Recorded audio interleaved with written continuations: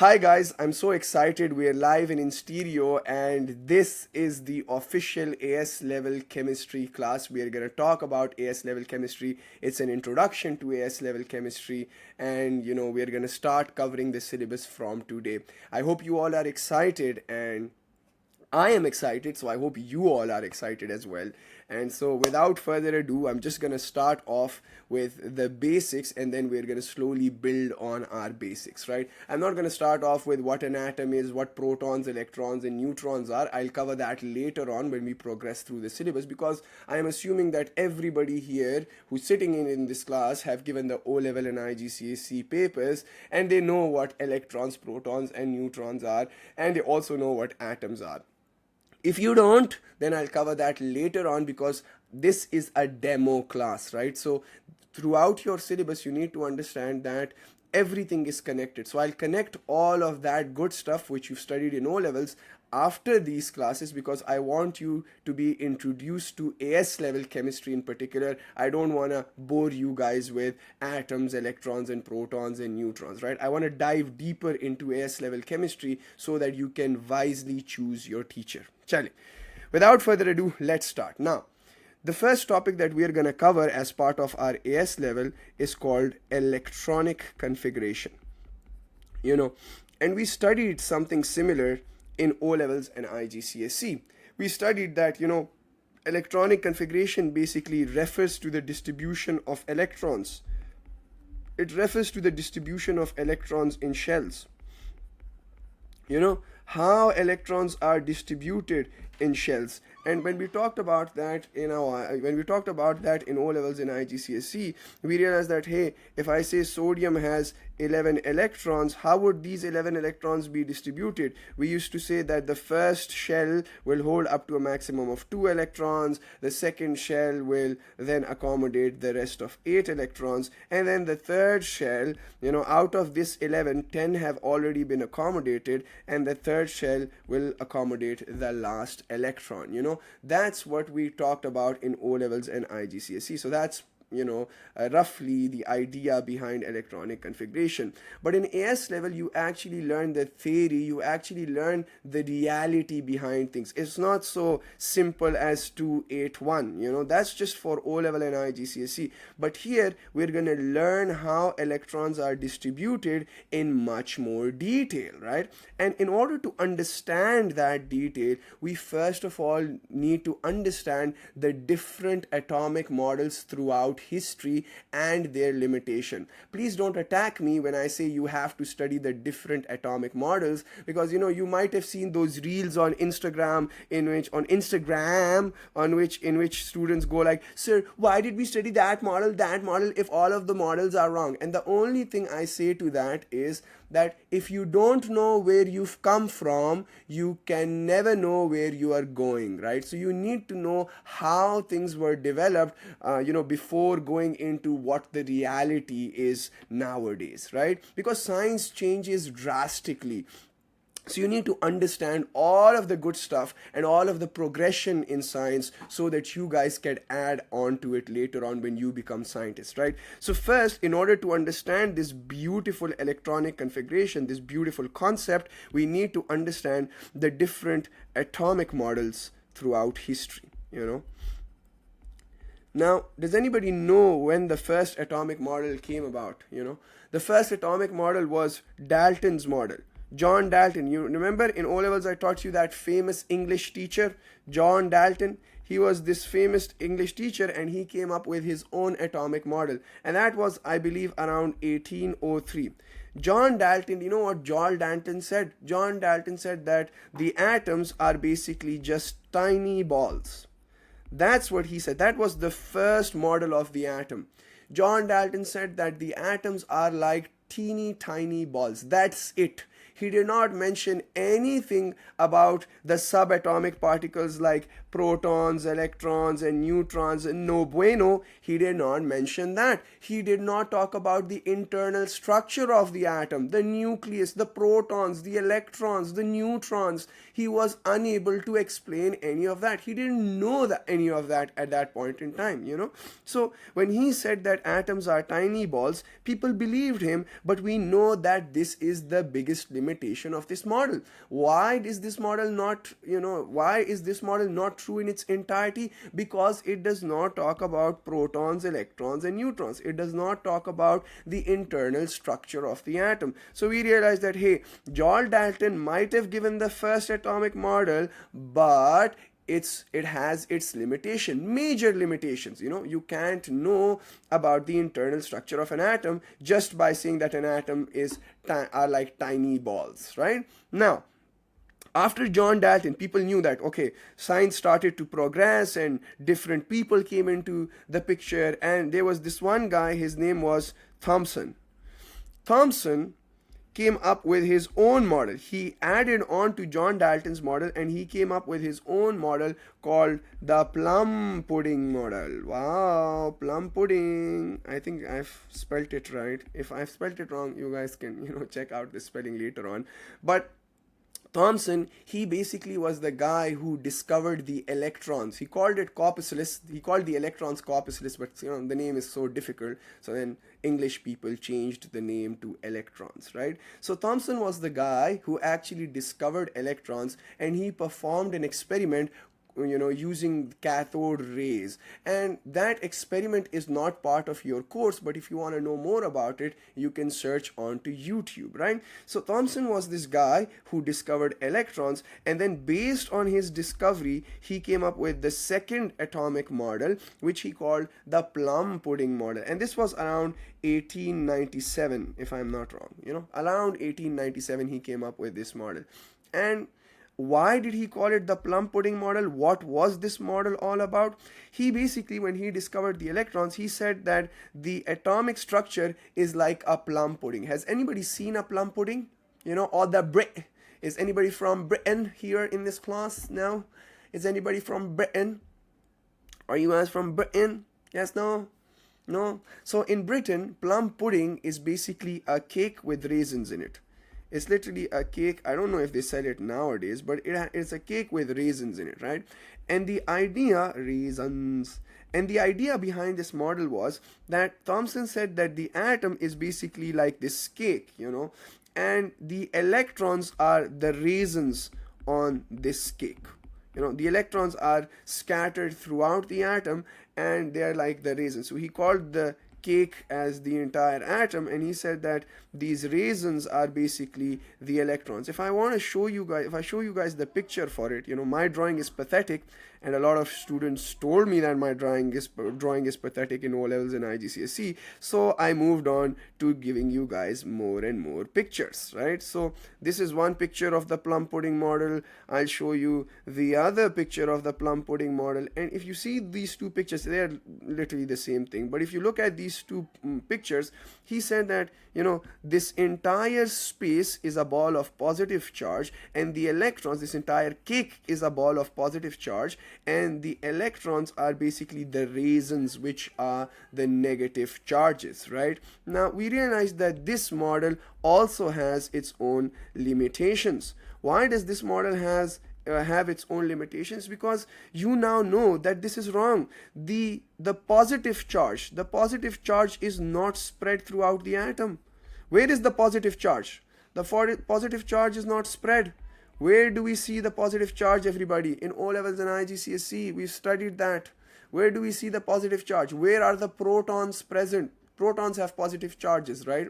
So where are these protons present? Anybody? Yes, Parisa, Ishal, yes, you guys are right. The protons are present in the nucleus of the atom. So the positive charge is not spread throughout the atom, it's concentrated in the nucleus of the atom. Therefore, this model also proved to be to have its own limitation. I won't say wrong to any model, I'd just say it had its own limitation. So there, in this model, there was no idea of the nucleus, that was ignored. There was no idea of the protons present in the nucleus. He just said that the positive charge is spread throughout. So this model also had its own limitations. Now, if I ask you guys, who in the world discovered the protons and the nucleus? Who in the world discovered protons and the nucleus? You should know this. You might have studied this in your physics. In O-level physics, you might have studied this.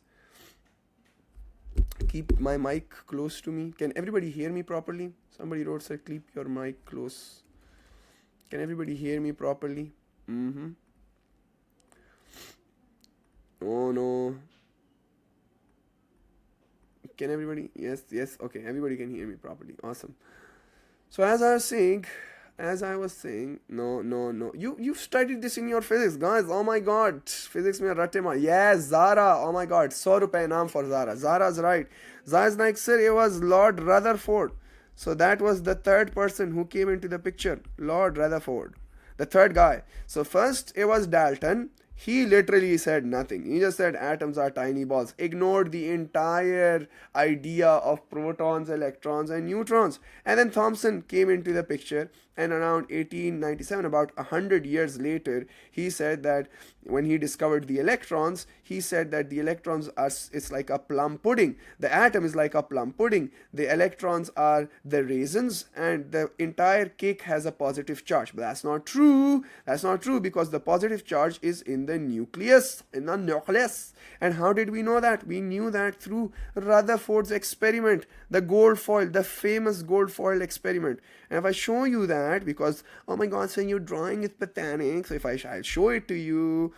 So this is Lord Rutherford's experiment. He was pretty rich, this guy was rich. That's why he could afford gold foils and gold sheets. And around, I think it was around 1911 when he performed his experiment, right? So around 1911, he bombarded the gold foil, a thin sheet, or a gold thin sheet, or you could say a gold foil, with positively charged particles, right? With positively charged particles, which are your alpha particles. Nobody cares, but he bombarded it with these alpha particles. Alpha particles, you learn about it in physics, but they're just positively charged. And what he realized was that these positively charged particles, almost 99% of these positively charged particles went through the atom undeviated, undeflected. Deviated means, deflected. So it went through the atom undeflected. And that is when he realized that the atom is mostly empty space. The atom is mostly empty space. That. And how did he realize that the atom is mostly empty space? Because when he fired these positively charged particles, almost all of them went undeflected, and passed through the gold foil undeflected. They weren't deflected. So he realized that, oh, the atom is mostly empty space. And then he also observed that some of them were bounced back. Some of them bounced back. Some of the positively charged particles bounced back, or they deflected or bounced back. And that is when he realized that there must be positive charge in the atom. Because if positive charge is being deflected back, from your physics that like charges, they repel each other, right? So if the positive charge is being repelled, that means that the atom contains positive charge. But unlike Thomson, because Thomson said that the positive charge is spread throughout. If it was spread throughout, then all the alpha particles, all the positively charged particles would have been deflected or deviated. But that wasn't the case. Only some of them were deflected. And so that's when he realized that the positive charge is not spread. Oh my God, my friend Thomson, you were wrong. The positive charge is not spread. It's concentrated in a central nucleus. So the positive charge, aka where the protons are found, are present in the nucleus of the atom. It's concentrated. The positive charge is not spread throughout the atom, rather it's concentrated in something called the nucleus. So that's what he observed, and that is what he realized. Sir, what about Aristotle's continuum theory? Mohib, I've taught you that, but that was just for O levels. That was just a theory. It wasn't like proper atomic models. These are the proper atomic models that we're talking about, right? Aristotle just came up with, silly theories.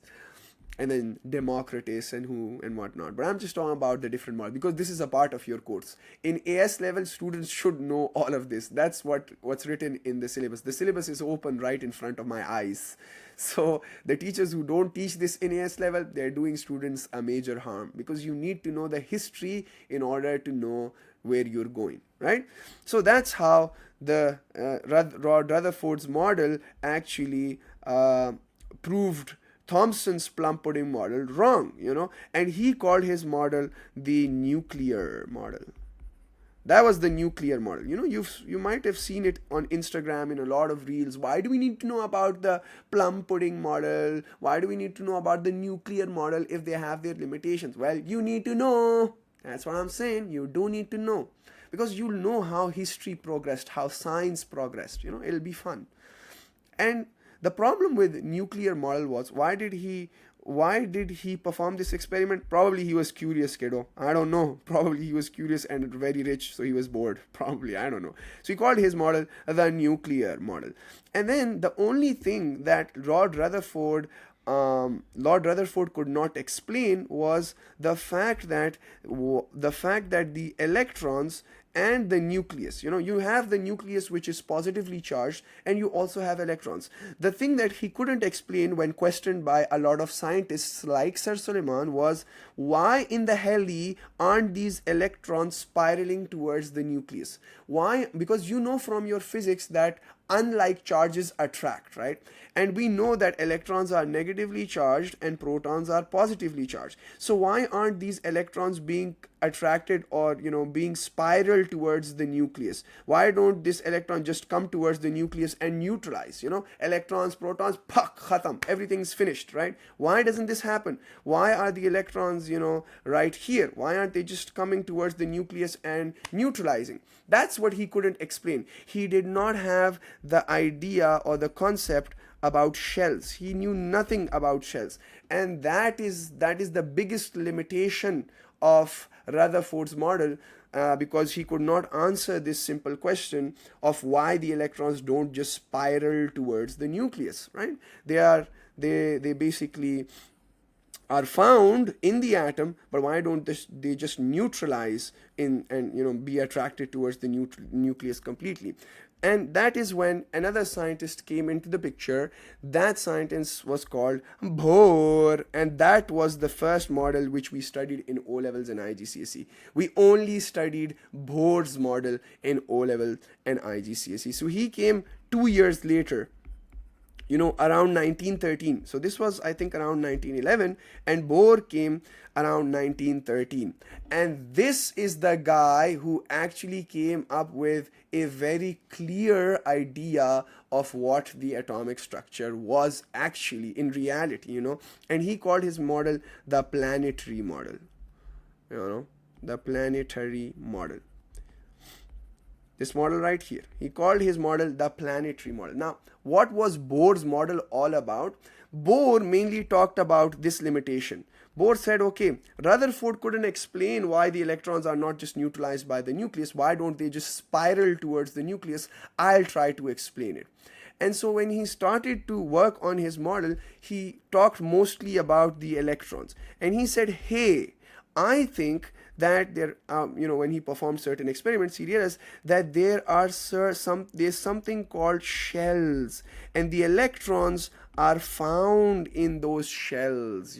He introduced the idea of shells, and he mainly talked how these electrons were arranged in these shells. And what was the topic? Guys? The topic for your AS level is what? Electronic configuration. What in the hell is electronic configuration? It refers to the distribution of electrons in shells. So before 1913, nobody even knew what shells were. And so that's how the atomic models progressed. First you had Dalton's model, then Thomson's model, then you had Rutherford's nuclear model, and then you had Bohr's model, which started to talk more and more about the electronic configuration, right? So when Bohr came in the picture, he said there's something known as shells. And he also called these shells, wait for it, he also called these shells as energy levels. Why? I'll tell you in a second, right? So if you talk about sodium, sodium has 11 electrons. Now, how are these 11 electrons arranged in the shells? How are they distributed in these shells? Well, Bohr said that the first shell will hold up to a maximum of 2 electrons, the second shell will hold up to a maximum of 8 electrons, and the third shell will hold, listen to me very carefully, the third shell will hold up to a maximum of 18 electrons. Oh my god, sir. In O levels you just said 2, 8, 8, 8, 8, because in O levels that would do the job. Now you need to know the real idea behind things, right? So he said that the first shell can hold up to a maximum of 2, the second can hold up to a maximum of 8, and the third can hold up to a maximum of 18 electrons, but you only have how many electrons to accommodate? You have 11 electrons right here, 10 have already been accommodated. So the third can hold up to a maximum of 18, but it will only accommodate 1 because only 1 needs to be accommodated, right? And how did he came up with this number? How did he came up with the idea that the first shell holds 2, the second holds 8, the third holds 18 and whatnot? He came up with this number by using a simple formula which is called 2n square. Now, what is 2n square? N basically represents the shell number, you know, which shell you're talking about. So if you talk about the first big fat shell, you know, the first shell, which means n equals 1. If you talk about the first shell, how many electrons would it hold? So 2 multiplied by n equals 1. 2 multiplied by 1 square. What did that give me? 2. That's what you were not taught in O levels. That's what you were not taught in O levels. You weren't taught this formula. How did he come up with this formula? I'll talk about that later on when we study the last atomic model. But for now, just believe me when I say that this is the formula. I'll talk about how we came to know about this formula later on. You know, so the first shell can hold up to a max of 2 electrons. How many electrons can the second shell hold? Well, 2 multiplied by n equals 2. 2 multiplied by 2 square. How much do you get? 2 square is 4. 4 times 2, that's 8. How much would the third shell hold? How many electrons would the third shell hold? Yeah, 2 multiplied by 3 squared. And that's how you came up with the number 18. How many electrons would the fourth shell hold? 2 multiplied by 4 squared. That's how much? That's how much? Are the names of our scientists in the syllabus? Forget about the scientist names, but I hope you guys know all of that good stuff. You can read your syllabus. So 4 square is 16, 16 times 2 is 32, and so on and so forth, right? So we won't go more than, you know, above 4, but you could go, you know, above 4. How much would the fifth shell hold? 2 into 5 squared. So 5 squared is 20. 5 squared is what? 25. 25 times 2. So you know the idea behind it, but in AS level we don't go above the fourth shell, right? So he introduced this idea of shells, and he said that there's this formula, and you learn about this later on, but there's this formula of telling you how many electrons could a particular shell hold, right? And what I'd like you to see here are a couple of shells, you know. I'd like you to visualize the shells for sodium, for that matter.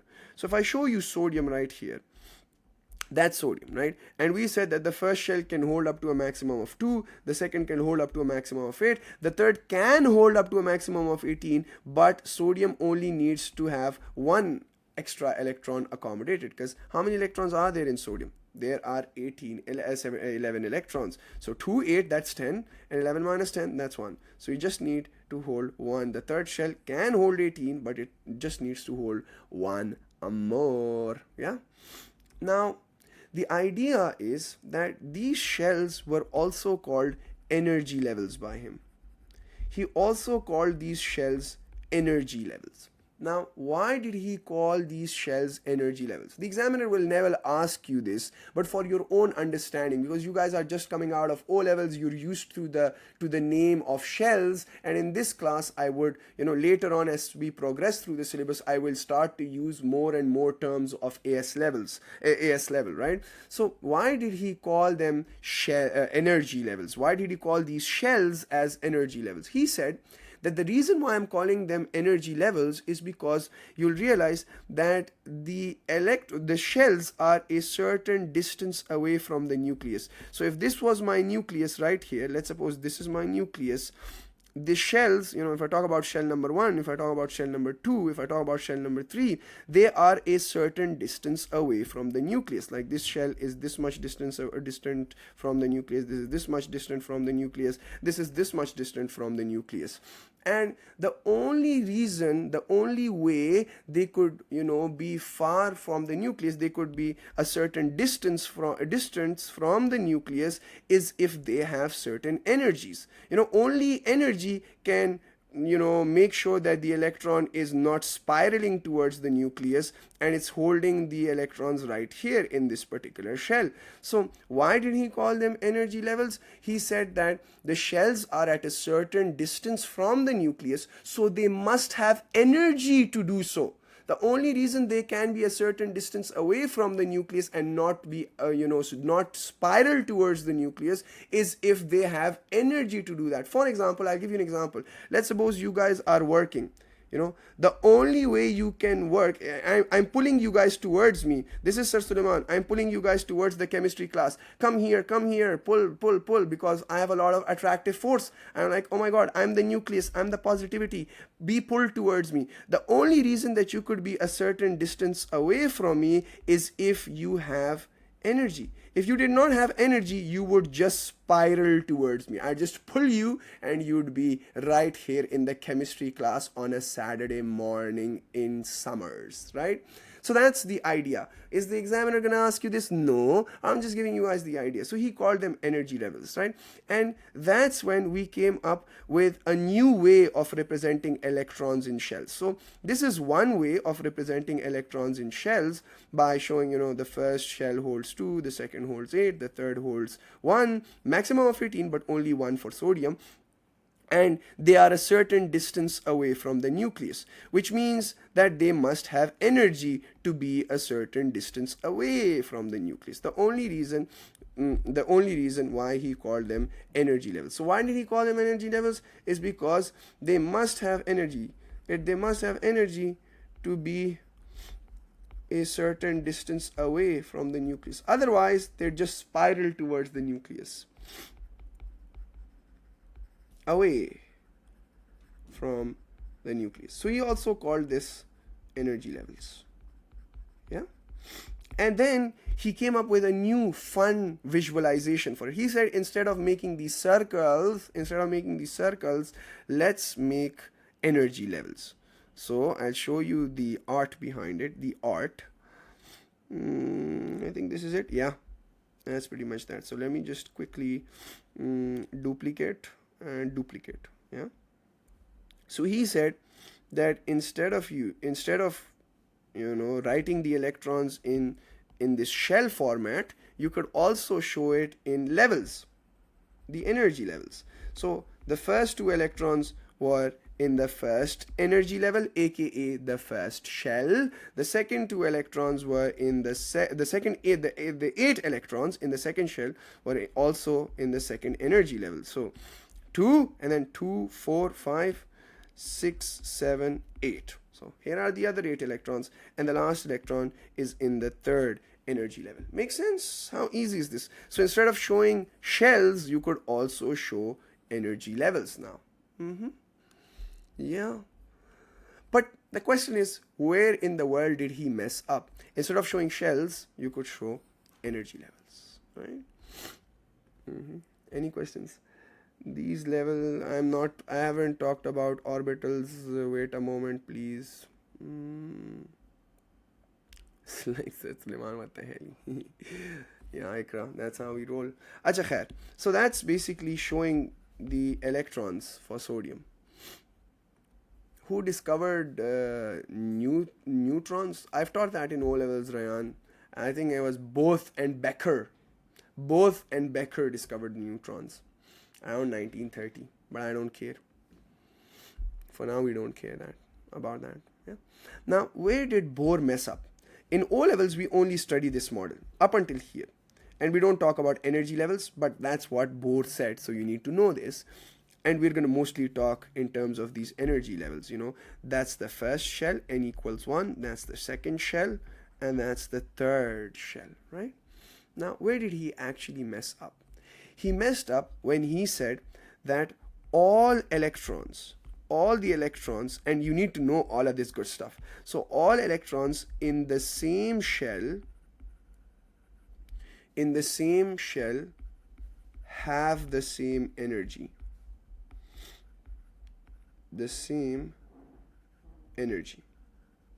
And then he also said, I'll first tell you what he said, and then I'll tell you why it's wrong.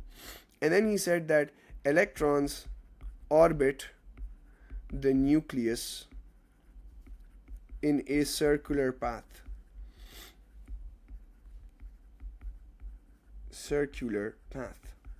These are the two things that he said, and in O levels we don't talk about this much. We say, oh, he's right. Yeah, the recording would be uploaded onto YouTube, right? So these are the two things that he said, and it seems like it's true. He said that all electrons in the same shell, n equals 1, n equals 2, n equals 3, all electrons in the same shell, aka shell 1, shell 2, shell 3, have the same energy. What this meant was that if the electrons are in the first shell, they'll have same energy. If electrons are in the same, all these 8 electrons have the same energy.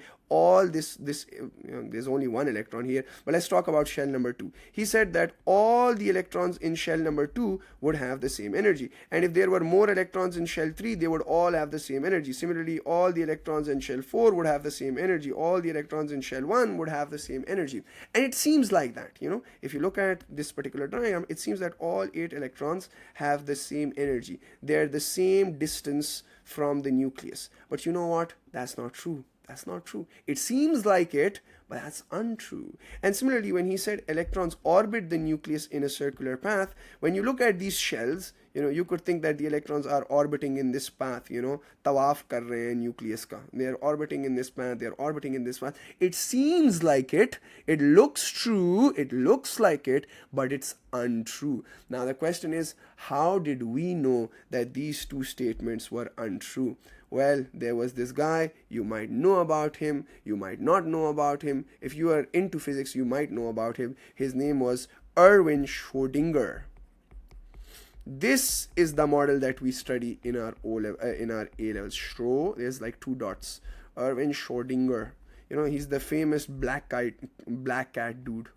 You must have heard about that black cat experiment. If you haven't, you can search it up if you're into physics.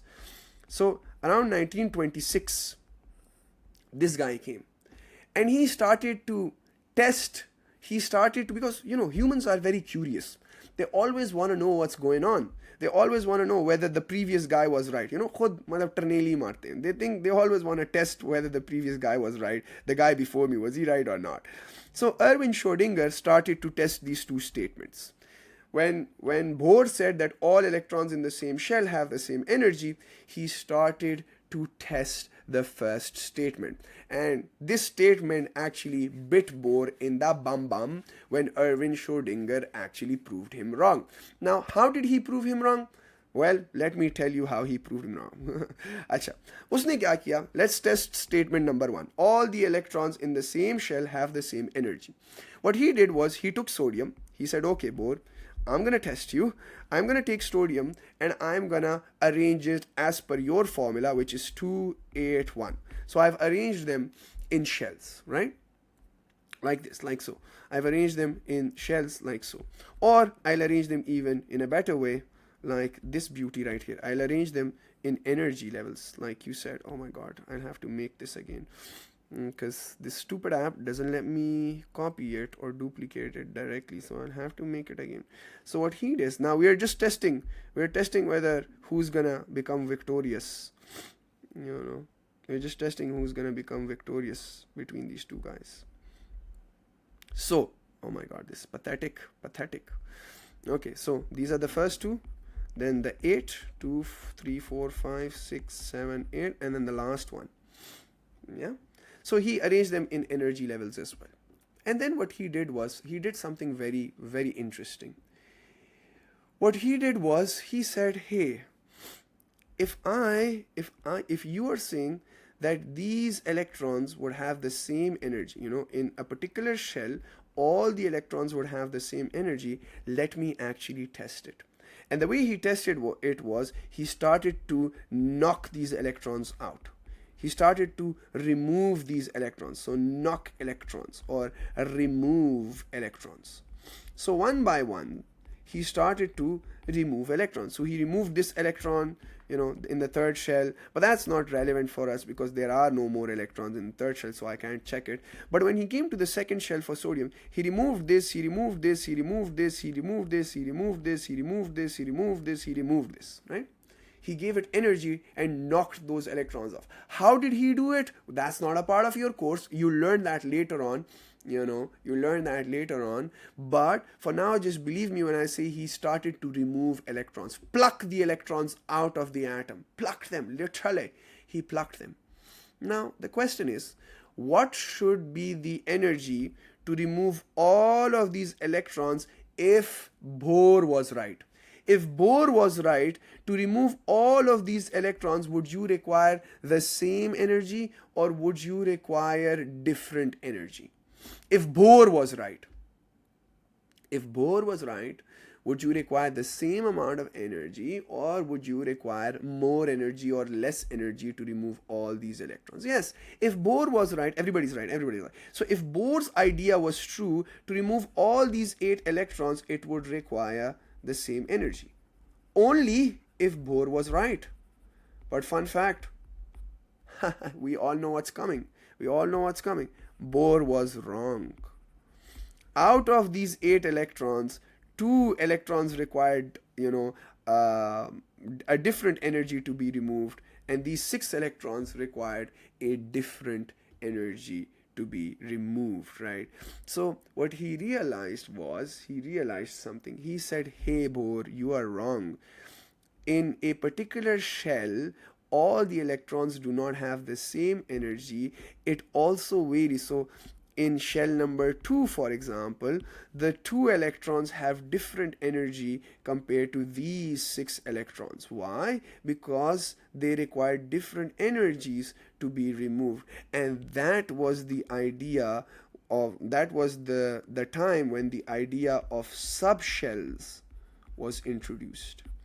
So that's how the idea of subshell came into being. What are subshells? I'll talk about that in a moment. But he said that in a particular shell, there are subshells. Subshells literally just means that the electrons are not at the same energy level. This shell number 2 has 2 different subshells, and in these 2 subshells, there are 2 electrons are here and 6 are in the other subshell, right? So if I break it down for you in a moment, let me just try to break it down for you. He said, in my opinion, after he performed the experiment, he showed the visualization. Oh, sorry. How do I duplicate this? He showed everybody this visualization. Wait. Duplicate. And duplicate. And duplicate. Yeah. So I think that, and then let's also duplicate this and place one here. Okay. So this was my first shell, n equals 1, n equals 1, and here were the 2 electrons.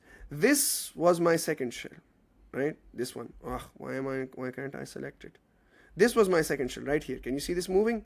This was my second. He said that the second shell is broken into 2 shells. So this is n equals 2, but now let's break it. Oh my God, that's so pathetic drawing. So he broke the shell into, I wouldn't be able to draw it. Wait guys, into 2 subshells, right? So he said that this is n equals 2. This combined, both these subshells combined is the second shell, the second energy level. But in the second energy level, there are 2 different energies. One, the 2 electrons are here, and the other 6 electrons, 3, 4, 5, 6. The other 6 electrons are somewhere here. So 6 electrons have more energy than 2 electrons in the second shell.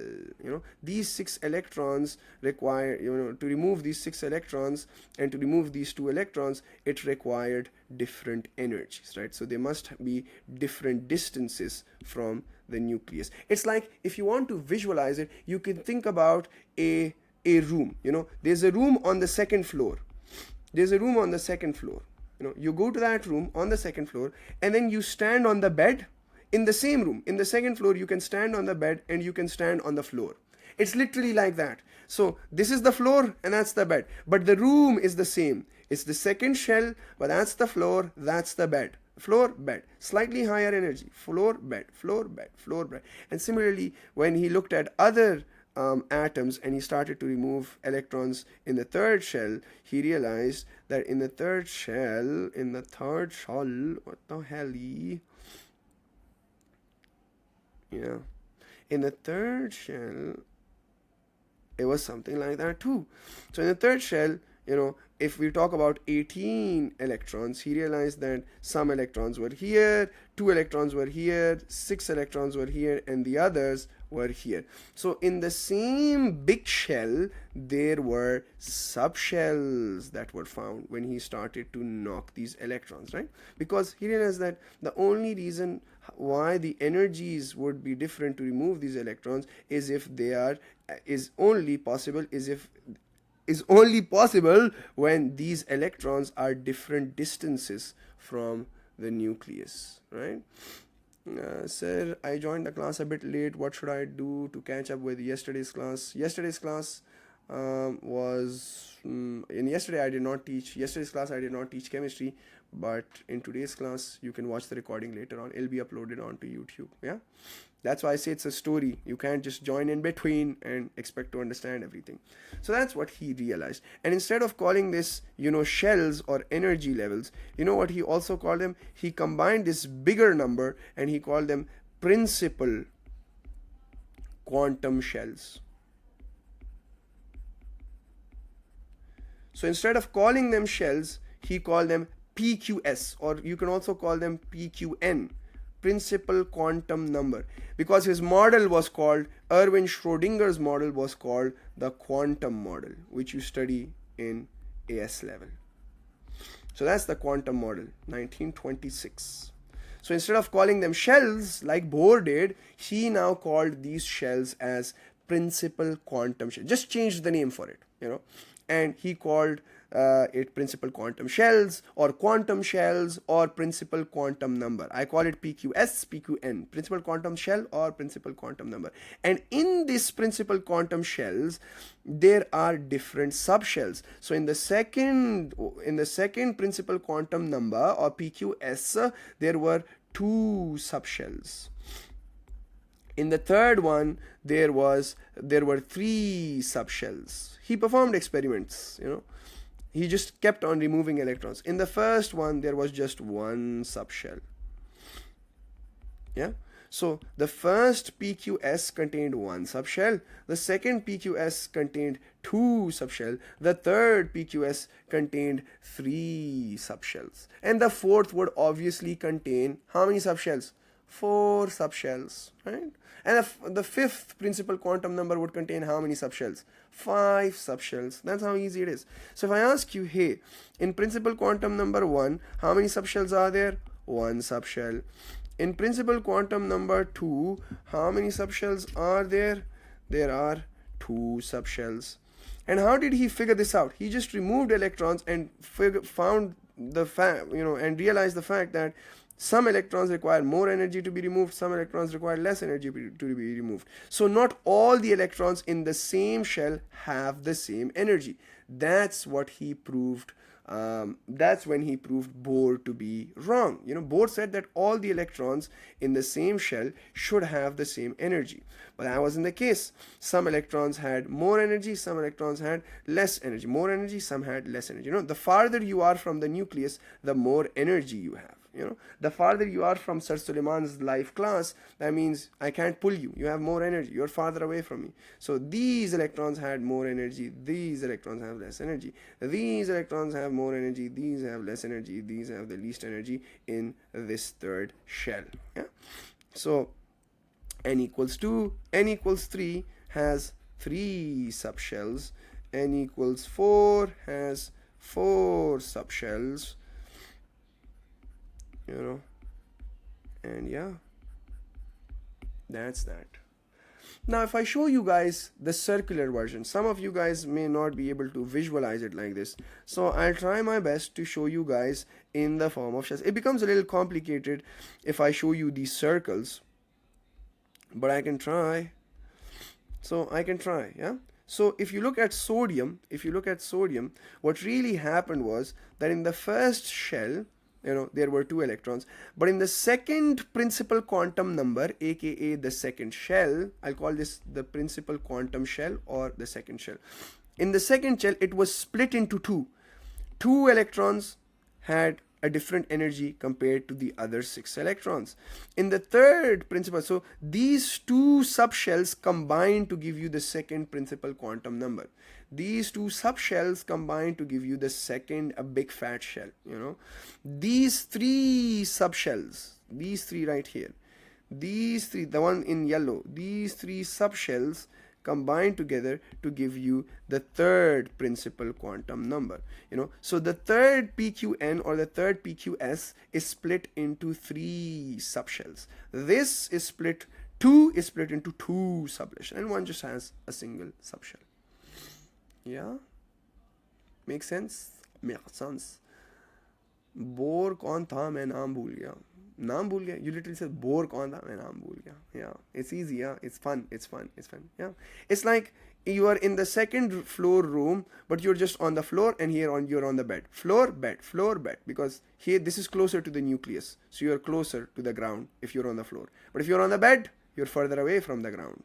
So floor, bed, floor, bed. It's the same second room. This is the floor. That's the bed. It's the same third room, but this is the floor. That's the bed, and that's probably the fan you've hanged yourself. I'm joking. Please, we can't even joke about this. But yeah, that's the floor. That's the bed. That's probably the cupboard that you're standing on. Yeah. So the farther you go from the nucleus, the more energy you have. So these 2 electrons have the least. Electrons in this first shell have the lowest energy, and then that's lower, that's higher, that's higher, that's higher, and yeah. Makes sense, guys? So that's when Erwin Schrodinger. How did these scientists possibly figure out this stuff? Well, they performed very complicated experiments. Yeah, 6 electrons did have the same energy. So these 6 had the same energy, and these 2 had the same energy, but not all 8 of them. Bohr said that all 8 would have the same energy. Bohr just said in the second floor room, all the electrons would have the same energy. He did not know about the bed or the floor. He just said all would be at the same energy. But when Erwin Schrodinger started to remove electrons, he realized that no, not all of them have same energies in the same floor. If you're on the second floor room, some have lower energy, some have higher energy. And we figured that number out to be 2 and 6 for the second number. How did we figure it out? That's the next concept. Now, before we move on to how we knew that these 2 had different energies and these 6 had different energies, I want to tell you guys something. Now, can you guys recap with me that if I have principal quantum number 1, if I have principal quantum number 2, if I have principal quantum number 3, now you know principal quantum number is what? Basically shells, right? The shells. And if I have principal quantum number 4, aka the 4th shell, principal quantum number, or you could call it the principal quantum shell. It's your choice. PQN or PQS, up to you. So if you have principal quantum number 1, how many subshell would it have? How many subshells would it have? It only has 1 subshell. 1 subshell. And that's the reason why if you're in the first principal quantum number, all the 2 electrons, you can only have 2 electrons. So both the electrons have the same energy. So Bohr was right. Bohr was right, but he was only right for the first shell. Because in the first shell, you only have 1 subshell, right? So the first shell only has 1 subshell. And so both the electrons are at the same energy. But that's only true for the first shell. So both same energy. Only for the first PQN. That's only when Bohr was right. But if you move on to the second one, you have two subshells. Like poom poom. Yeah. These are the two subshells. These combined gives you the second principal quantum number, but together, but alone, this is one subshell, that's the other subshell. Yeah. So they have two subshells. This one has 3 subshells, and this one has 4 subshells, and yeah. Now, where are the electrons? And what are the names of these subshells? Well, I'll tell you the names. And before I talk about where the electrons are found, you need to know the names of these subshells. So the first shell, which only has one subshell, it gets a little confusing, but you have to follow my words. The first principal quantum number, or the first principal quantum shell, which only has one subshell, that subshell is called the S subshell. Why is it called S? I'll talk about that in a moment. The second principal quantum number, which has 2 subshells, these 2 subshells, one of them is the S subshell and the other one is called the P subshell. And the third principal quantum number, which has 3 subshells, one of them is S, the other one is P, and the third one is D subshell. And the fourth principal quantum number, which has 4 subshells, the first one is called S, the second is P, the third is D, and the fourth one is called the F subshell. So if you look at principal quantum number 1, it only has one subshell called the S subshell. I'll tell you why they are called this SPDF, but that's a story for later. The second principal quantum number has 2 subshells, the S and the P. The third one has 3 subshells, SPD. The fourth has 4 subshells, SPDF. Yeah. Now, where are the electrons found? Bohr said, this dumb person Bohr, he literally said, where are the electrons found? He said the electrons orbit the nucleus in a circular path. He said electrons orbit the nucleus in a circular path. That's what he said. But that's wrong. Why is that wrong? Because Erwin Schrodinger found out that the electrons don't actually orbit the nucleus in a circular path. They basically are found in these subshells. They're found in these subshells. So electrons are found in the S subshell, and for principal quantum number 2, they are found in the S and the P subshell. For principal quantum number 3, they are found in the SPD subshell. For principal quantum number 4, they are found in the SPDF subshell. Right? Now, where exactly in the subshell? That's the next question. Sir, what do you mean? Where exactly in these subshells? Well, I'll tell you. They are found in regions called orbitals. Some teachers call it orbital, but it's not orbital, it's orbitals. So they are found in regions called orbitals. Now, what in the world are orbitals, sir? Electrons are found, you said electrons in these principal quantum numbers, electrons are found where? They are found in subshells. Where in the subshells? They are found in the orbitals. They don't follow a circular path. They're just found in the orbitals. Now, the question is, sir, where are the orbitals? What are the orbitals? What in the world? What in the hell is going on? I'll tell you. Well, in order to have a clear understanding of the orbitals, you need to zoom in. You need to zoom in to the subshells. You need to zoom into these SPDF subshells, right? So if I start to zoom into the S subshell, I zoomed into the S subshell and I found out that there was something called an orbital. What in the hell was the orbital? That orbital was called the S orbital.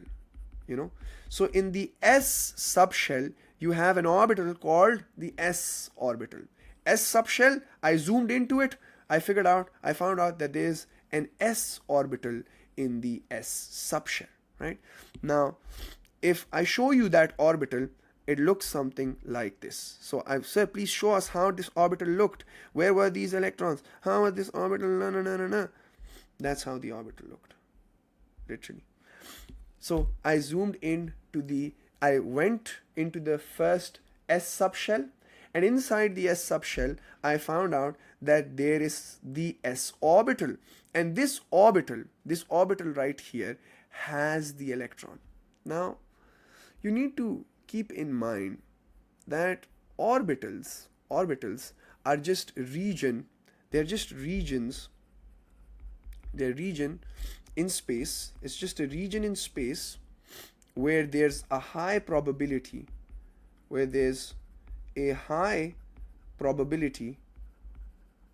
of finding an electron. Probability of finding an electron. And you also need to know that each orbital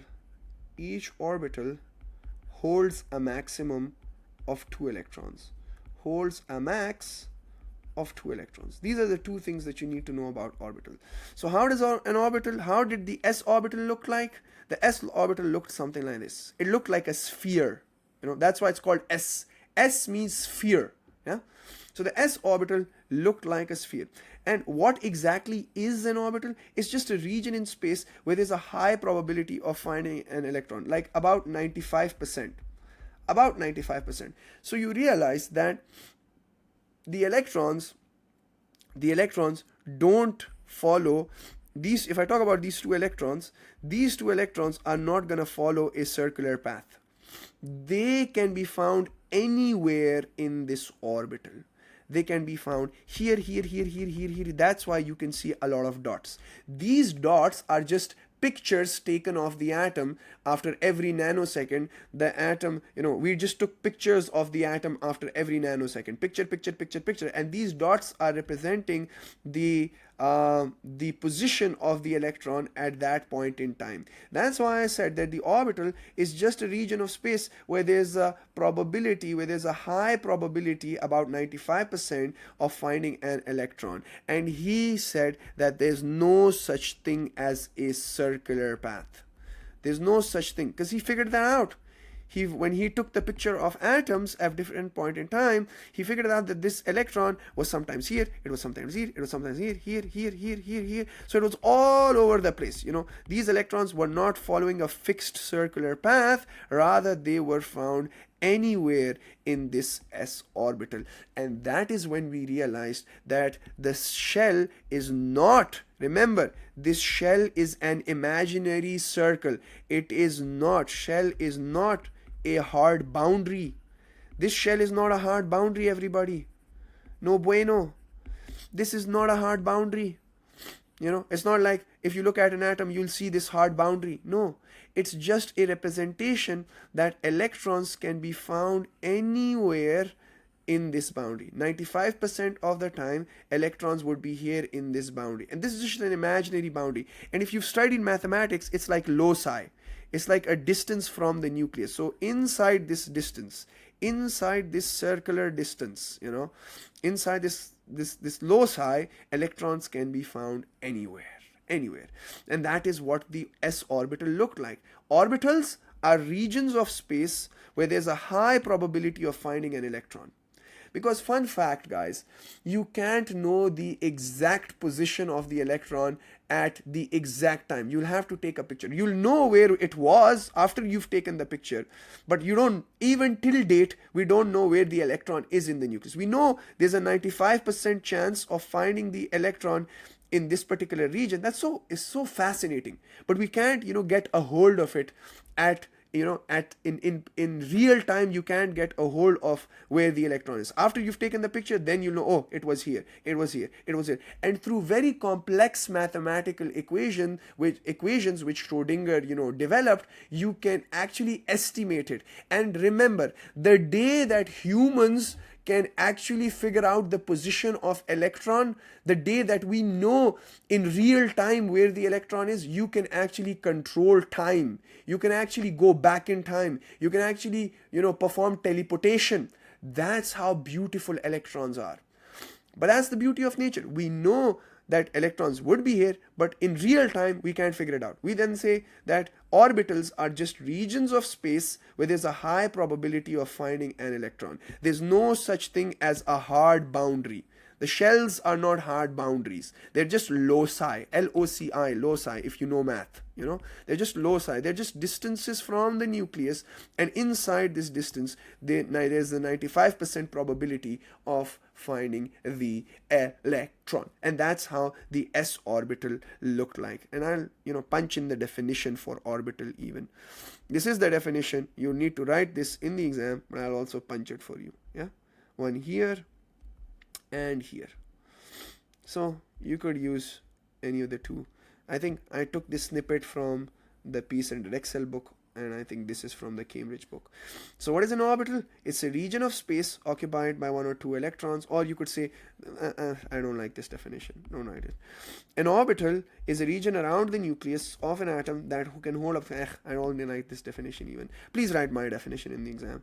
It's a region of space. They're both correct, but it's incomplete. It's a region of space where there's a high probability of finding the electron. Each orbital holds a max of 2 electrons. Now, why does each orbital hold a max of 2 electrons?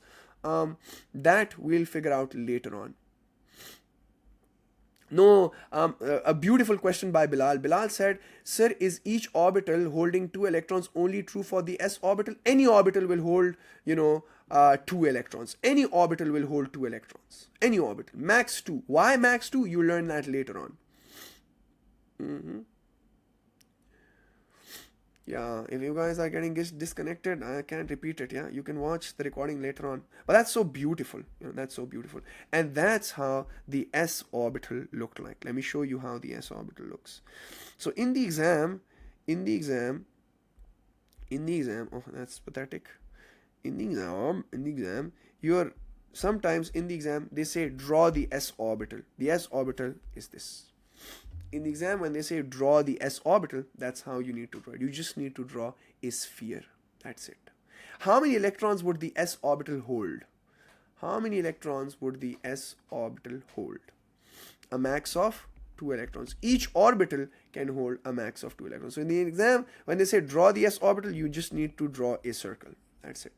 These are just axes, x-axis, y-axis, z-axis, and we'll look into these axes later on.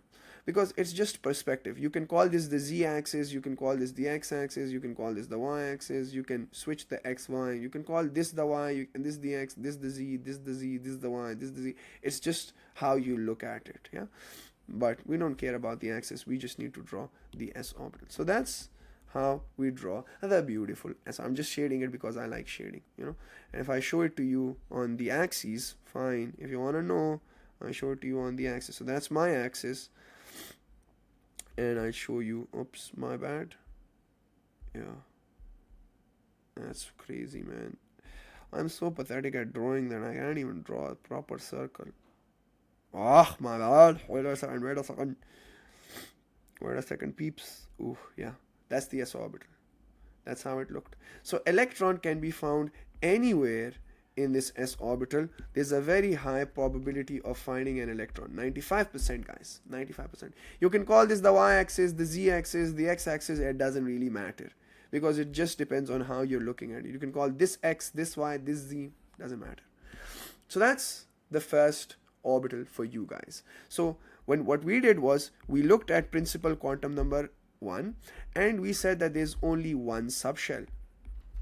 And this one subshell has one orbital, and that orbital was the s orbital. Yeah, that orbital was the s orbital. How did the s? So the s subshell had the s orbital, right? Here, let me show you again. The s subshell had the s orbital. The s subshell, see, I'll draw it here. The s subshell has the s orbital. The s subshell would have the s orbital. The s subshell would have the s orbital. The s subshell, no matter whichever principal quantum number you're in, the s subshell would have the s orbital. How does the s orbital look like? It looks like a sphere. And in the exam, you'll just need to draw a circle. Dot, I'll tell you how they'll look together. For now, just let's just move on with this. And now if I talk about the p orbital, so in the p subshell, the orbital that you'll have is going to be the p orbitals. The p subshell would have the p orbital. The p subshell would have the p orbital. The p subshell would have the p orbital. No matter whichever principal quantum number you're in, the s subshell would have the s orbital. The p subshell would have the p orbital. We know that the s orbital looks like a sphere. The s orbital looks like a sphere. The s orbital looks like a sphere. The s orbital looks like a sphere. Yeah? Now, the p subshell would have p orbitals, p subshell, p orbitals, p subshell, p orbitals, and d subshell. Now you guys can get a hang of it. D subshell would have which orbital? D subshell would have which orbital? It'll have d orbitals. F subshell would have f orbitals, and a lot of A-level students get confused between subshells and orbitals and da da da da da because they're called the same, you know, s subshell, s orbital. So that's why I needed to clarify this. A lot of teachers won't even give you clarity with subshells and orbitals. So you need to know that if you're in principal quantum number n, it has two. If you're principal quantum number 2, there are two subshells called the s and the p, and the s subshell would have s orbital, p subshell would have p orbitals. S subshell, s orbitals, p subshell, p orbitals. Right? Makes sense. Now, you all need to understand that the s orbital looks like a sphere, you know, and in the exam you just draw a circle. That's it. Now, what if I go into principal quantum number 2? Now, principal quantum number 2 has how many subshells, everybody? How many subshells does principal quantum number 2 have? How many subshells? How many subshells? It has 2 subshells, right? What are the names of those 2 subshells? What are the names of those 2 subshells? What are the names of those 2 subshells? Yes. So these 2 subshells have S. These 2 subshells are called the S subshell and the P subshell. Now, S subshell and P subshell. What is gonna be the orbital? What orbital would the S subshell have?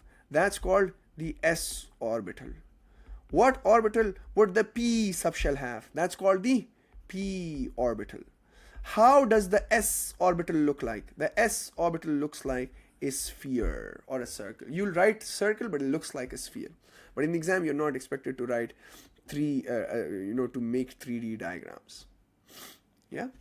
And if I just talk about the principal quantum number 1, it has one subshell called, what is this subshell called? I'll erase this to make connectivity in your brains. So what is this subshell called? This subshell is called the S subshell. And this S subshell has which orbital? It has the S orbital. And the S orbital looks like what? It looks like a sphere. Yeah. Now, if I show you how the P orbital looks like, the P orbital looks like a dumbbell. It literally looks like a dumbbell. I'll show it to you. Because again, so my gosh, your drawing is super. So instead of you guys coming at me, I just make sure that I show it to you. So I just duplicate, and here, my bad. That's gonna go. Oh, oopsie daisies. That's gonna go. Oh my god, it's just so pathetic. Can somebody give me art classes? I swear. So, how would the P subshell look like? It looks like a dumbbell, literally like this. That's how it looks like. A P orbital, sorry, not the subshell, the orbital. How would the P orbital look like? It looks like a dumbbell. And in the exam, if they say draw the P orbital, literally infinity sign or dumbbell, that's pathetic. Oh, my beauty. So if I draw the P orbital, I show it like this. This can be my x-axis, y-axis, z-axis, doesn't really matter. You can call this y, this z, this x. It's just a matter of perspective. And you could also draw it horizontal. So it's, in this case, I've drawn it on the z-axis. And if I say this is y, this is z, this is x, and I say draw it on the y-axis, then I'll draw it vertically. And if I say, hey, draw it on, and let's call this y, z, x, and I say draw it on the x-axis now, you know, so I'll draw it like this. It doesn't matter, you know, x-axis, y-axis, whatever the examiner has specified. Oh my god, that's my drawing is, sorry guys. That's how I'll draw it. Yeah. And my question to you guys is, how many electrons would each p orbital hold? How many electrons would each p orbital hold? A maximum of 2 electrons. So you'll have electron, electron, electron, electron. These dots basically represent electrons. Yeah. Electrons, electrons, electrons, electrons, electrons, electrons. Yeah. So the p orbital, remember, how many electrons can an orbital hold? A max of 2. So the p orbital holds 2, 2, 2. Yeah. A max of 2 electrons. And that's how it looks. That's how the p orbital look. P orbital, and p orbital. Yeah. So if I say principal quantum number n has 2 subshells, the s subshell and the p subshell, the s subshell has s orbital and the p subshell has p orbitals. It has p orbitals, because you'll realize that in principal quantum number, in principal quantum number 2, how many electrons would you have? In principal quantum number 2, how many electrons would you have? Guys, 2n square. 2 multiplied by 2 square. How many electrons do you have in principal quantum number 2? अब मजा आएगा, सबर करिए, मजा 8 electrons, right? How many electrons can the s orbital hold? In the s subshell, how many electrons can the s orbital hold? Yeah, how many electrons can the s orbital hold? It can hold 2 electrons only. How many electrons can the p orbital? Remember, orbital. I'm not talking about the subshell. I'm talking about the orbital. How many electrons? Yes. How many electrons can the p orbital hold? 2 electrons. What's 2 plus 2? What's 2 plus 2? What's 2 plus 2? That's 4. But in principal quantum number 2, there are 8 electrons. Now, where did the other 4 come from? They came from the idea that the p orbital can hold maximum of 2 electrons, but there are 3 p orbitals. In the p subshell, there are 3 p orbitals. So the p subshell, so 2 times 3, that's 6. And then 6 plus 2, that's 8. So the p subshell can hold a maximum of 6 electrons. How? Because each individual orbital holds 2 electrons and there are 3 orbitals. Yeah. So the p subshell holds 6 electrons. And how do they hold 6 electrons? Well, one of the p orbital holds 2, the other holds 2, and the other holds 2. So there are 3 p orbitals in the p subshell. Yeah. And if you want, I can show you the picture even. Aista all will make sense. For now, you guys are just coming out of O-levels and IGCSE. See, I'm opening your brain slowly and gradually. This is one way. They look like kidney beans sometimes. You know, this is the shape. You don't need to draw kidney beans. You'll have to draw dumbbells. So that's on the x-axis, the px. That's the py orbital, and that's the pz orbital. X, y-axis, and on the z-axis. Yeah, I can show you another picture even. Another picture. Wait, Arino. Do I have another picture with me? Absolutely I do. That's one more. So, the X, the Y, and the Z. Whenever you guys have questions, you can just stop me and ask me the question. So there are many P shells, so total 4. No, kiddo. In P subshell, there are 3 P orbitals. That's why it has 6 electrons. Yeah. So the P shell is 1. The P shell is 1, but the P shell has 3 orbitals. So if I ask you how many electrons would be there in the P subshell, don't call it shell, call it subshell. So in the P subshell, how many electrons are there going to be? In the P subshell, There are 6 electrons in the p subshell. But how many electrons are in each p orbital? In each p orbital, because orbital can only hold 2 electrons. So in each orbital there are 2 electrons and there are 3 p orbitals. So the p subshell has 6 electrons, but each orbital has 2 electrons. Yeah? That's why 2 plus 6, that's 8. और आगे और भी समझ आएगा, आप सब्र करें, consolidate करते हैं. We'll consolidate this in the next 10 minutes. Next, how does the d orbitals look like? Not in your course. That's in A2. So how do the d orbitals look like? That's not in your course. You'll learn that in A2. But I'll show it to you even. I'll still show it to you. Wait. I'll show you the d orbital, but you'll learn about the d orbitals in A2. You don't need to know about the d orbitals as of now. That's how they look. It's like a butterfly. That's how it looks. D orbital, d orbital, d orbital, d orbital, d orbital. So it gets a little complicated. And then the f orbitals looks very complicated. So that's not even, the f isn't even in your course. So that's how. Achha, my question to you guys is, how many electrons would this d orbital hold? See, orbital. How many electrons would the d orbital hold? How many electrons would the d orbital hold? Yes, please. 2. Yes. So this d orbital holds 2 electrons. How many electrons would this d orbital? Orbital, remember, whenever you come across orbital, it holds 2 electrons. So how many electrons would this d orbital hold? 2 electrons. How many electrons would this d orbital hold? 2 electrons. How many electrons would this d orbital hold? 2 electrons. How many electrons would this orbital hold? 2 electrons. Yeah. So it's 1 orbital, 2 orbital, 3 orbital, 4 orbital, 5 orbital. How many electrons would the d subshell hold? See, that's the beauty. That's the beauty. And that's the conceptual clarity that you need to have. How many electrons would the d subshell is like the broader term. You know, shell is the broadest term, principal quantum shell. Then you have subshell, you know, which are, you know, the second broader term, and then you have orbitals. So my question to you guys is, how many electrons would there be in a d subshell? So you just sum up, d subshell has 5 d orbitals, so 2, 4, 6, 8, 10. So in total, the subshell has 10 electrons.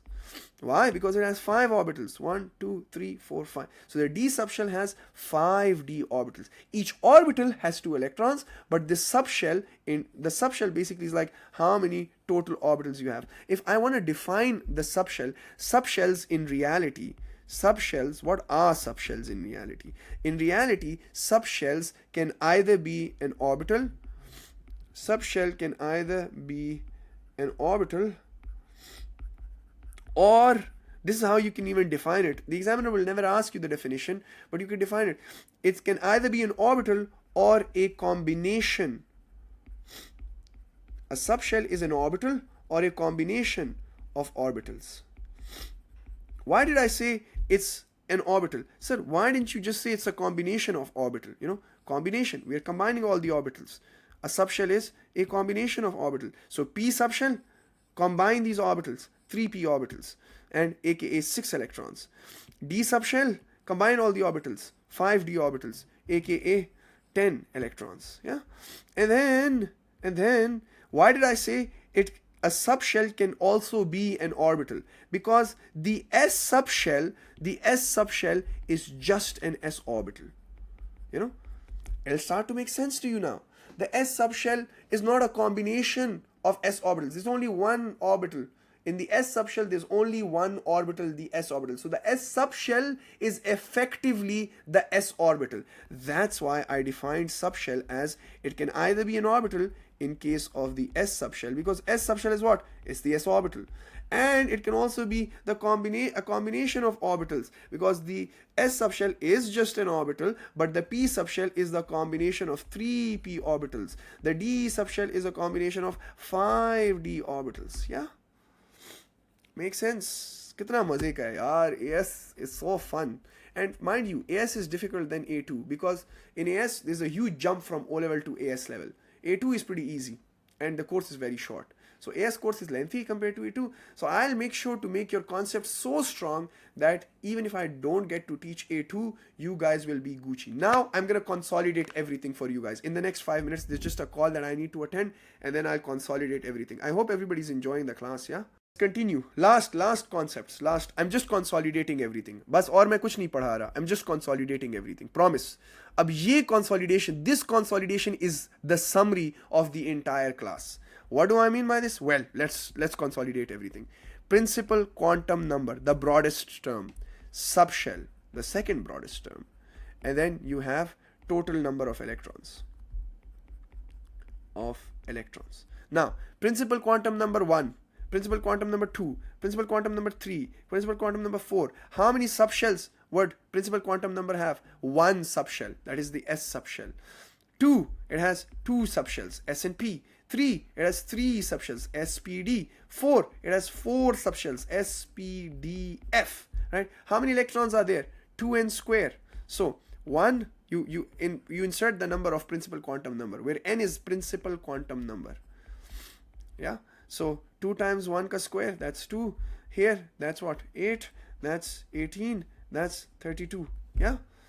2 times 1 square. 2 times 2 square. But last, you need to attend this consolidation, please.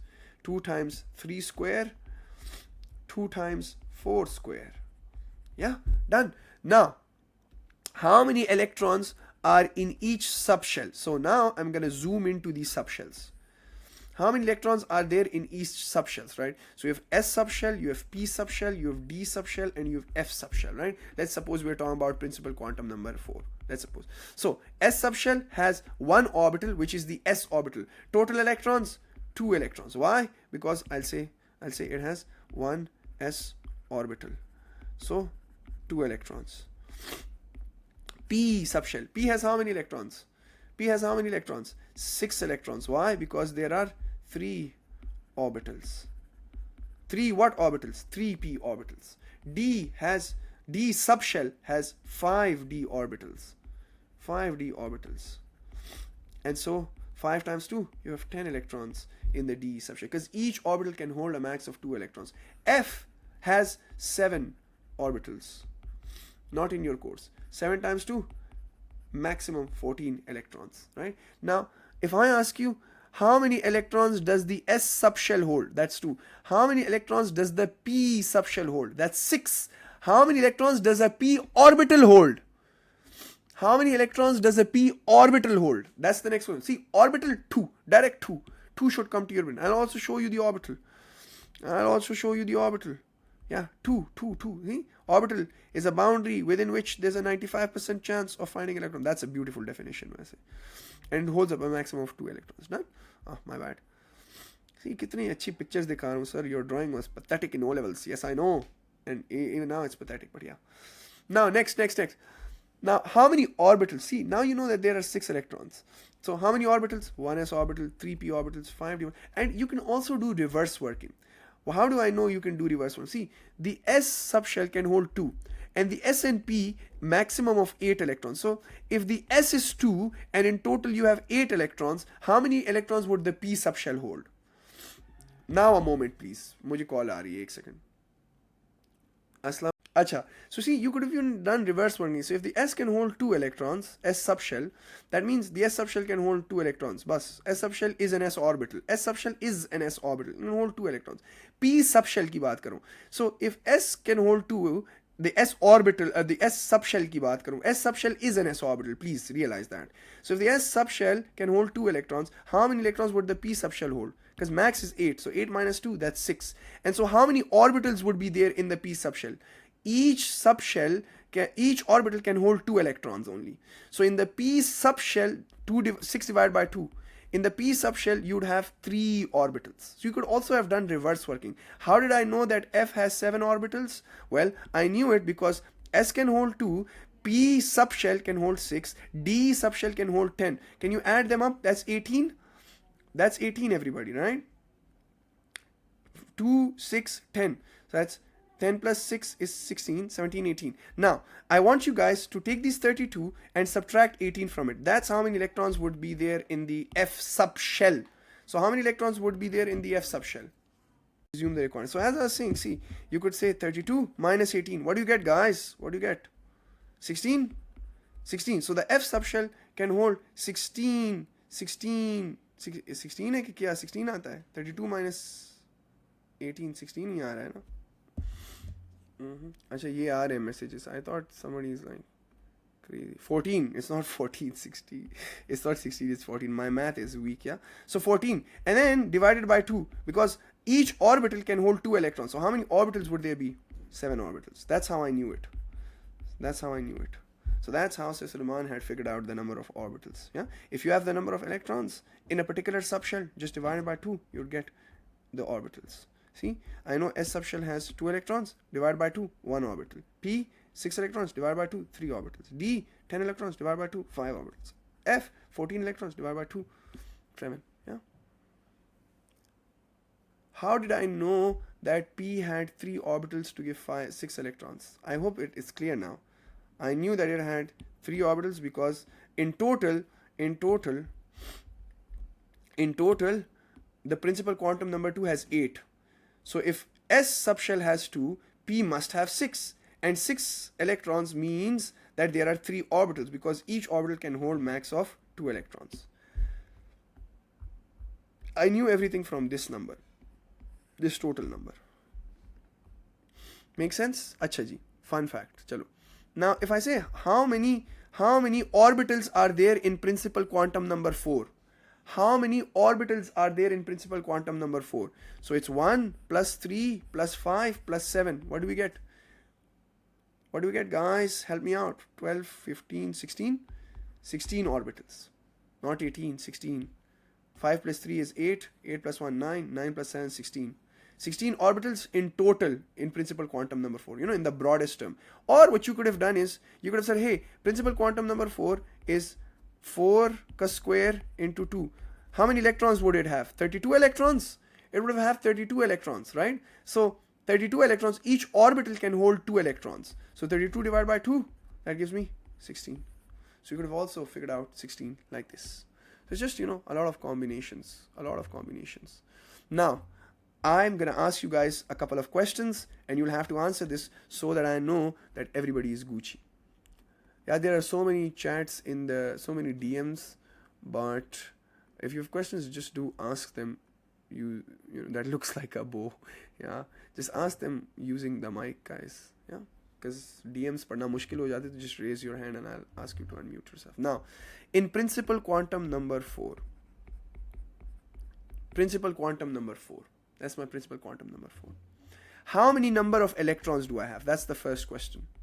How many electrons do I have? Number of electrons. How many electrons do I have in principal quantum number 4? Come on. Electrons, number. I'll use the formula. Yes, 32. Because I know 2 times 4 ka square. That's 32. Good stuff. Next question. How many subshells would I have in principal quantum number 4? The number of subshells. How many subshells? The number of subshells is 4, and which of these? S, P, D, F. Subshells. Now, next question. Because I want you guys to understand the differences between all of this, right? Now, number of orbitals in each subshell. In each subshell.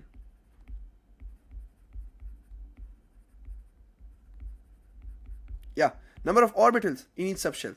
So, how many orbitals in the S? 1 in the S, S, P, D, F. So 1 in the S, 3 in P, 5 in D, and 7 in F. Yeah? Makes sense?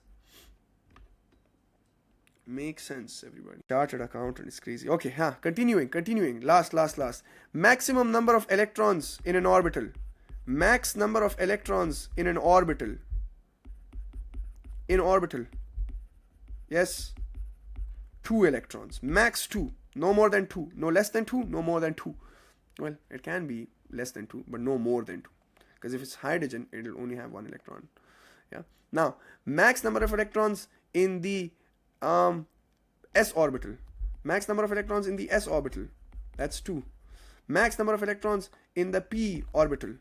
That's max number of electrons in the P orbital. 2. Max number of electrons in the d orbital, orbital, orbital, orbital. Orbital means 2. Yeah. Max number of electrons in the f orbital. Yeah. कितना मजा आ रहा है ना, concepts clear हो रही हैं. Orbital equals 2 electron. हाँ, if I say max number of electrons in the p subshell, then that's 6. Max number of electrons in the d subshell, then that's 10. Max number of electrons in the f subshell, then that's 14. You know? Yeah, and s subshell is effectively the s orbital, so that's 2. D subshell, F subshell. Yeah. अब मजा आ रहा है. See, there's a difference. Orbital 2, subshell में then you take an orbital or the combination of orbitals. So in the s subshell there's only one there's only, the s subshell is the orbital. But the p subshell means an orbital or the combination of orbitals. So in the p subshell you'll have to combine all the orbitals and give the answer. The d subshell you combine all the 5 orbitals and give the answer. F subshell, it's a combination of orbitals. Yeah. Achha, how many types of orbitals? Type of orbitals are there in principal quantum number 4? Type of orbitals. Again, you have the s orbital, the p orbital, the d orbital, the f orbital. S, p, d, f subshells. So it'll have s orbital, p orbital, d orbital, f orbital. So 4 type. How many different type of subshells? The S subshell, the P subshell, the D subshell, and the F subshell. Done, dusted, finished. Khalasul khalas. Tomorrow we're gonna learn how to fill subshells. I hope today's class was fun. So in summary, I'll actually add the summary for you guys. This is the summary. Wait, where are the summaries? And tishkum. That's the summary. So this is the summary. So see, principal quantum number or energy level number 1 subshell. Please forget about this for now. Don't look at this for now.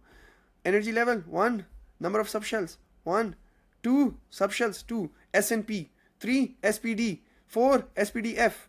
Type of subshell. The S subshell has 1 orbital, the S orbital max 2 electrons. P 3 orbitals, then that's why the subshell is going to have 6 electrons. D 5 orbitals, the D subshell will have 10 electrons. The D orbital has 2, D subshell has 10. F orbital has 2 electrons, but there are 7 orbitals, so it'll have 14 electrons. Qasam khuda ki na. And then this is the beauty, the final. N subshell S, how many electrons are in the S subshell? 2. How many electrons are there? Maximum number of electrons in the shell, in the entire shell. So he's talking about the principal quantum number. So 2n squared, that's 2. In 2 it's 8, and then the 8 segregation is 2 are in the S and 6 are in the P. N 18, n equals 3, 18, 2 in the S, 6 in the P, 10 in the D. 4 32, 2 in the S, 6 in the P, 10 in the D, and 14 in the F. Yeah. मज़ा आया वैसे? इतनी detail में मेरा नहीं ख्याल पूरी दुनिया में आपको कोई पढ़ाए. अगर कोई पढ़ाएगा भी तो यही डिटेल है, इससे ज़्यादा डिटेल अवेलेबल ही नहीं है ना. मतलब यही है. I've taught you guys the entire detail. Tomorrow we're going to learn how to fill the subshells, some principles, and how to fill the orbitals, electrons in box diagrams. This class is going to be at 11 a.m. tomorrow as well. Chalo. Any questions, guys? Questions?